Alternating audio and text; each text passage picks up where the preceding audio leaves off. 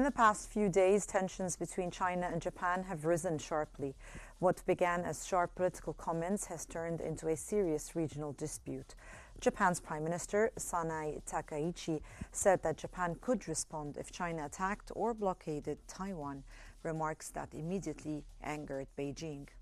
China accused Japan of crossing a red line and warned of consequences. Just as things escalated, Takaichi revealed that she spoke with the U.S. President Donald Trump right after his call with the Chinese officials, and the timing of these calls only added more attention and pressure to an already sensitive moment.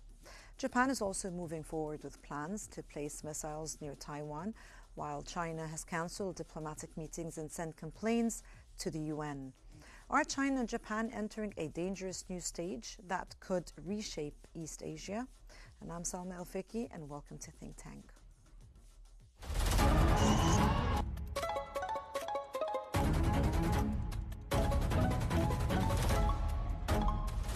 Our world is becoming unhinged.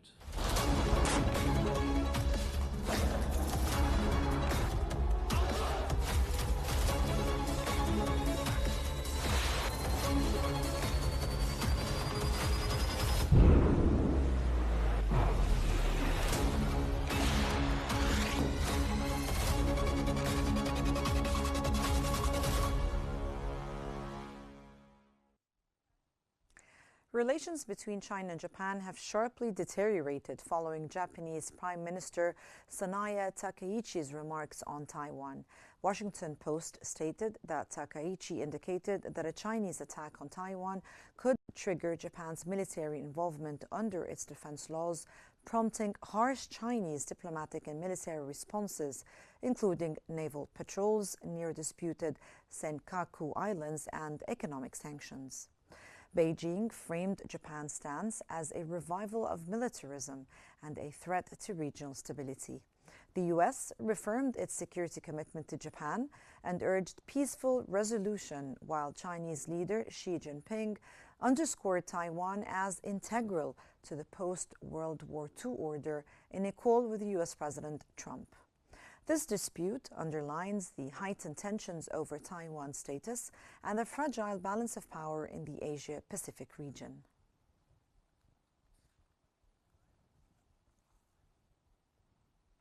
And China-Japan relations are unlikely to be quickly repaired following the recent diplomatic crisis sparked by the Japanese Prime Minister Sanae Takaichi's comments on Taiwan, according to the diplomat. China views these remarks as crossing a red line, prompting diplomatic, economic, and cultural pushbacks, including trade damage and cancelled cooperative meetings. Japanese analysts suggest that Takaichi's government will not retract her statements due to domestic political risks, implying the crisis could persist long-term. And China perceives Japan's shift towards a more assertive, right-leaning stance as a deep-seated challenge. Experts recommend a calm, strategic approach from Japan, seeking long-term stability despite immediate tensions. And the complex geopolitical factors underscore that resolution will likely require extended diplomatic efforts rather than swift reconciliation.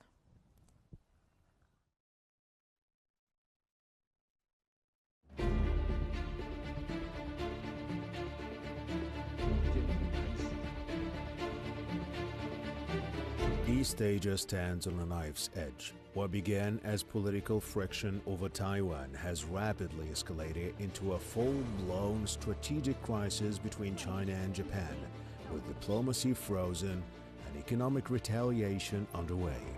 It started when Prime Minister Takaichi explicitly linked Japan's self-defense forces to a Taiwan contingency, calling it an existential threat.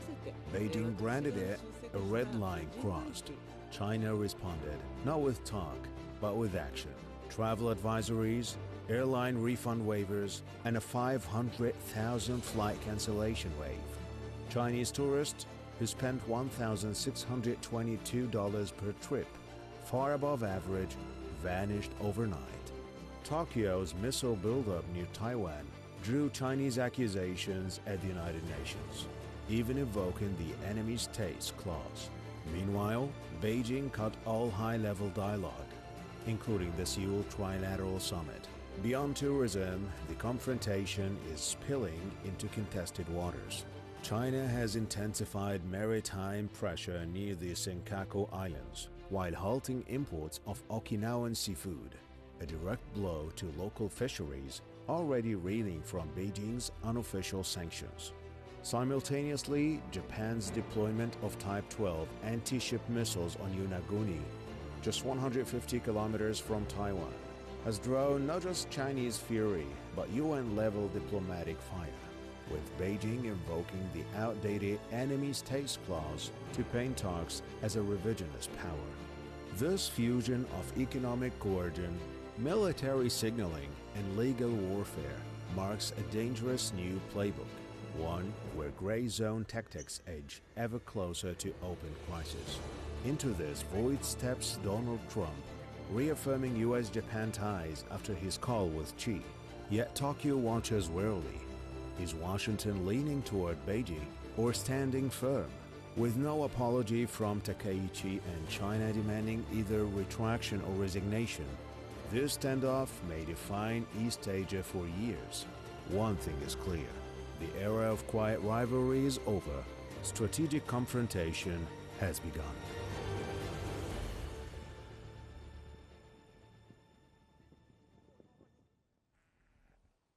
And tonight, we bring two voices to help us understand this fast-moving confrontation. And we have from Hong Kong, the political analyst, Mr. Benny Kwok, and from Washington, a professor of political science and strategic studies, Professor P.L. De Silva. Thank you so much, gentlemen, for joining me. And the situation has moved quickly. Sharp statements, missile plans, a UN letter, and new direct communication between Prime Minister Takaichi and President Trump. Shall we explore what these developments mean for the region? And let me start with Mr. Kwok. Sir, how is China interpreting Prime Minister Takaichi's remarks about a possible military response over Taiwan? Hello, thank you for having me. So, in the first stage, I would say China is using or just having the China's consulate in Osaka to try to pressure the Takaichi to try to stop any comments or retreat the comments about the Taiwan sovereignty. But I would say China is a little bit miscalculate the incentive of the Takaichi, because now the Takaichi is already stand firm not to retreat. And I would say, and other than that, that is once the China has taken all kinds of the economic and try to cut all kinds of the cultural exchange, economic cooperations, and try to stop any Chinese tourists to visit Japan. And you can see that the approval rate of the Takaichi is still keeping very high.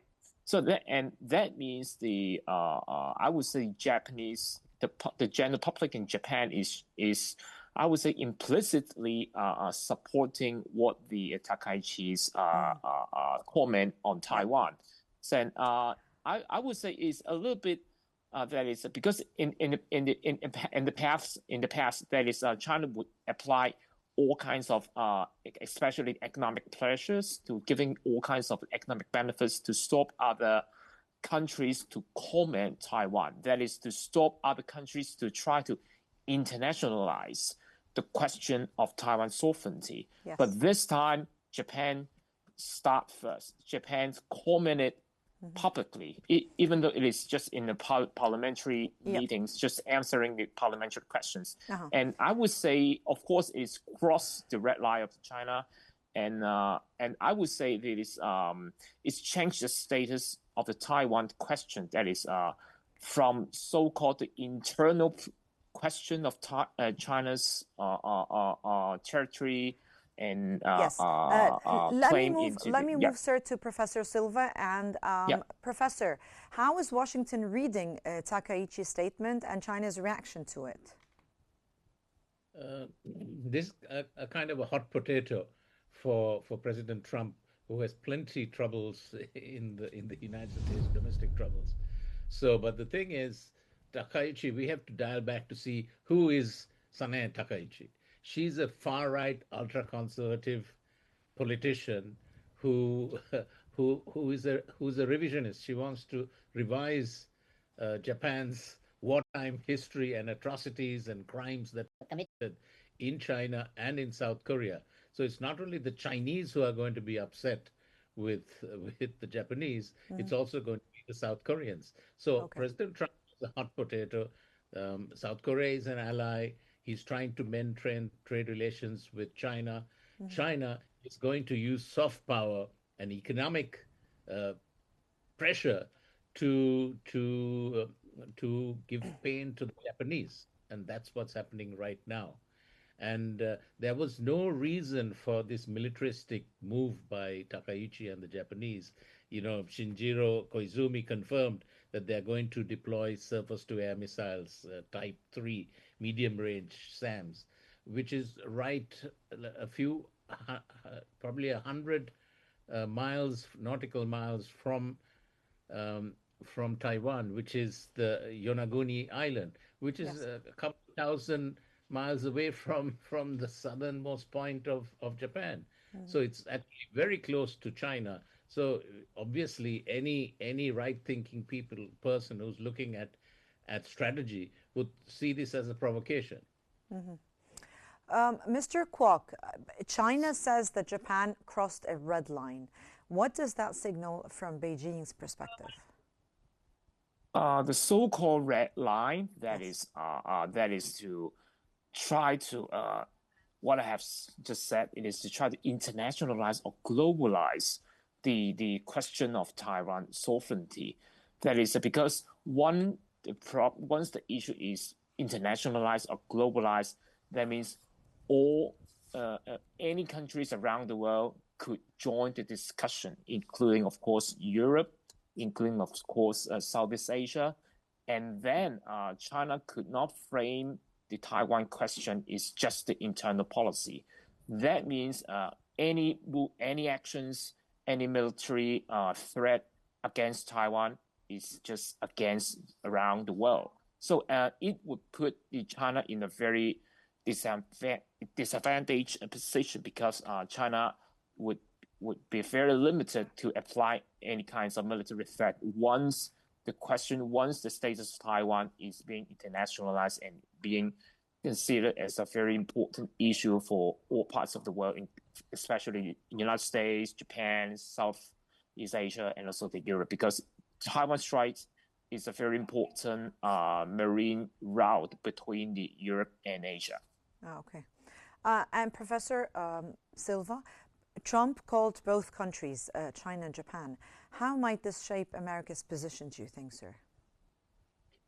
I think there's going to be American pressure on the weakest link. The Okay. weakest link is Prime Minister Takaichi. Nobody else. The Chinese are solid, strong, and as you know, there's musical chairs being played in Japan all the time, and their prime ministers are short-lived. So I don't see this as going to be a long-term conflict. If the Japanese don't kowtow to the Chinese and there's no retraction, I see a very short-lived premiership for Sanae Takaichi. Mr. Kwok, how is the Trump Yes. Takaichi phone call being viewed inside China? If you can tell us. I would say, okay, so according to what the Trump said in the social post, Donald Trump's just Yes. calling Takaichi out. He's just discussing all kinds of matters without mentioning Taiwan. So I would say, from the Washington perspective, without mentioning Taiwan, Taiwan is not something that could be discussed in the United States. That is even so. Oppositely, China is putting Taiwan is a very in the first priority. But when you see any comments and any social posts from the Donald Trump, I would say deliberately neglect mentioning Taiwan. That means the United States do not want to discuss Taiwan with the Taiwan question with China. That is it's not discussable, I would say. because it is one of the very vital geopolitical interests from the United States. So that means, so I would say, for this time, China's now escalate the problems, they escalate the Taiwan question and the Takaichi's comment about Taiwan question in a very very high level. I would say it is unprecedented level. So that is I would say it is one of very few countries that could stand firm in China is over the 2 and 3 decades, because over the 2 and 3 decades, no countries, including the United States, would try to raise the question about the Taiwan sovereignty in front of China, even though all of us know Taiwan is a de facto self-governed territory, even though China claims the Taiwan sovereignty. But everyone know, okay, we do business with China. We try not to cross the China's red line. But now Japan is the first country to try to cross Beijing's red line. And I would say Japan is doing an experiment. That is, if Japan can sustain the economic pressure from China, then there may be some countries would follow. Then we could say the decoupling between China and other parts of the world would speed up. So I would say this issue would create a very long-term effect for China and other parts of the world, the relations with China and other parts of the world. Yeah, well, Professor Silva, we're back to you again, sir. Do you think stronger U.S. support can push Japan to take a tougher stance? No, Japan is a weak link in this whole business. You have to understand Japanese domestic sentiment. Okay. They are anti-militarization. They don't want further militarization. So Takaichi is skating on thin ice.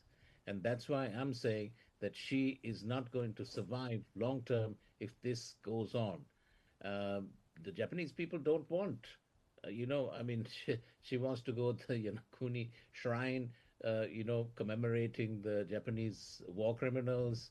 She's part of a far right, political group. She has always been a member, which actually calls for revision of Japan's wartime history and amendment of constitutional measures and militarization. This was totally uncalled for. But she, true to form, many analysts were nervous when she was made prime minister, thinking that you're going to have a militaristic, far-right, ultra-conservative as the Japanese prime minister. Mr. Kwok, is Japan's plan to deploy missiles near Yonaguni seen in Beijing as defensive or provocative?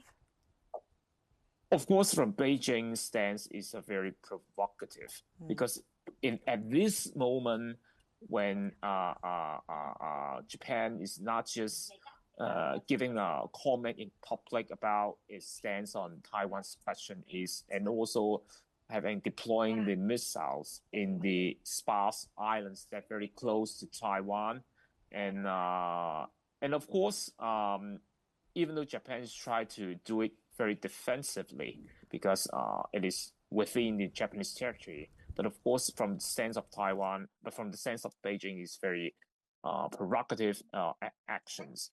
So I would say in the medium and short term, the relations between the two countries would still keep a very in the bad conditions. And yes. Professor Silva, how would a prolonged China-Japan confrontation affect the U.S. strategy in East Asia? See, the thing is, the U.S. has, of course, military strategies, but the most important thing for President Trump is a trade deal with the Chinese. Without that, his domestic agenda is up in flames. Car manufacturers, the farming sector, all of these are deeply affected by the tariffs and the trade war between the US and China. So he's desperate to get a deal with the Chinese. The Japanese are not a huge player economically. Strategically, from a military point of view, they might be a side player supporting US interests in the South China Seas and in the Yellow Sea, etc., etc. and in the Taiwan Straits. But economically, China is a powerhouse. Japan is not that big. Mr. Kwok, why do you think China postponed the trilateral meetings with Japan and South Korea? Why do you think this happened? So can you repeat the question? Why do you think China postponed the trilateral meetings with Japan and South Korea? At this moment, I would say China may try to strengthen its tactically try to strengthen its relations with South Korea, because China always raised the militarist history of Japan in the World War II, and South Korea also suffered during the World War II as well, because and also of the Japanese colonial history.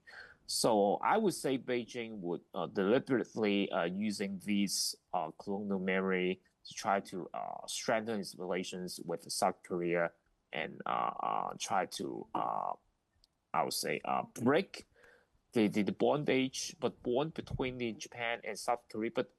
But I would doubt whether such action would really work, because even though the current South Korean president is not really anti-China, is a little bit friendly with China, but at the same time, South Korea is also have a very close military relations, military partnerships with the United States. So once there is military conflicts about Taiwan, about South China Sea, and I would say at the end, South Korea would still support United States.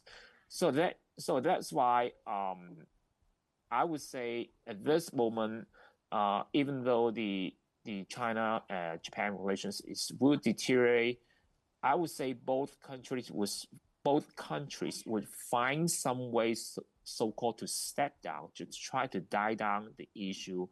Of course, the Beijing is a little bit more difficult, because at this moment, Beijing raised Takaichi's comment into such a high level. Beijing needs some effort and time to try to legitimize what it has said, and try to legitimize what it has said, and to please to its Chinese public. Okay, Professor Silva, what does the Taiwan issue reveal about the current state and future trajectory of the U.S.-China relations under Trump's administration?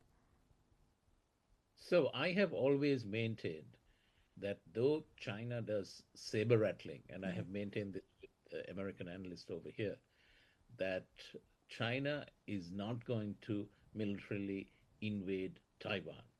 It's making the postures, but it is not. The Japanese move is actually changing the scenario by making it more possible that there could be some kind of confrontation. But before that, I think Premier Takaichi will have to fall on her sword, because Japan is not the big strategic partner that they think they are. It's actually China that's really more important for President Trump. And he wants to win the midterm elections. He wants to make sure that his constituencies are happy. And fighting with China is not going to help him, try to get there, to achieve his aims. Yes. Mr. Kwok, could China respond with economic or maybe cultural pressure and not just political statements, in your opinion? What China did very well in the past, including this time, is to apply the economic pressure and to cut all kinds of the so-called the civilian cultural ties with Japan and other countries. It is what China is really good at, to stop other countries to comment a Taiwan question. Same for this time against Japan. So, but I would say, as I have said in the beginning that is China is a little bit underestimate the Takaichi government, include and also the local sentiment in Japan, because the China's tourist behavior in Japan does not have any good positive comment, on even have many bad comment around the local Japanese public because of the behavior and other behavior that could cross the red line of the Japanese public. So I would say for this moment, what China can do is just apply the economic pressures, apply trying to cut the cultural and other civilian ties, but and also would do some military drills. But I don't think China would raise the issue to another level, because at this moment China is also suffering the economic decline. If China would really deteriorate its relations with Japan, then its economy would also suffer. But of course, to Beijing, it could do all kinds of things without bearing any cost. But at this moment, I would still think Beijing would keep very cautious, not to raise to such an issue to a very uncontrollable. And I believe Beijing is finding some way to try to cool down the issue. Yes. Okay. Professor Silva, do you think, in your opinion, the ongoing tensions, could they influence the upcoming visits between Trump and Xi Jinping in 2026? Could that happen? So it certainly will be discussed, but I think President Trump's attention is not Taiwan or Japan. It's a side issue. His main focus is, trade ties and easing of tariffs and not getting into a situation where the American consumers have to foot the bill for his tariffs policy. So for that to succeed, he needs China as an ally and a trade partner. Japan is second best at most. Mr. Kwok, do you think this dispute could risk spreading into other areas, maybe like trade or technology, in your opinion? Yes, hello, can you repeat? Sorry. Do you think this dispute could risk spreading into other areas, like maybe trade or technology? Okay. And I have said in the beginning that is other countries is watching how can Japan could sustain the China's economic and the cultural and the political pressures. If once China cut ties and try to slow down its economic partnerships and try to stop the Chinese tourists to visit Japan, and then if Japan's economic performance does not perform very bad, and even Japan's economic status is still okay, then other countries, including especially the European Union, would stand much more firm on try to just voice out the question of Taiwan, to try to consider it as a bargaining power, so that to try to pressure China to give more advantage to the European Union, especially the EVs and other trade disputes. So I would say for this issue, it would expand it to other parts of the world, other areas, and not just in the political areas, but also the economic areas, because other than the geopolitical status, and at this moment we are still talking about the decoupling between the West and China, about the try to de-risk and try to minimize the supply chain that is too emphasizing on putting too much eggs in the basket of China.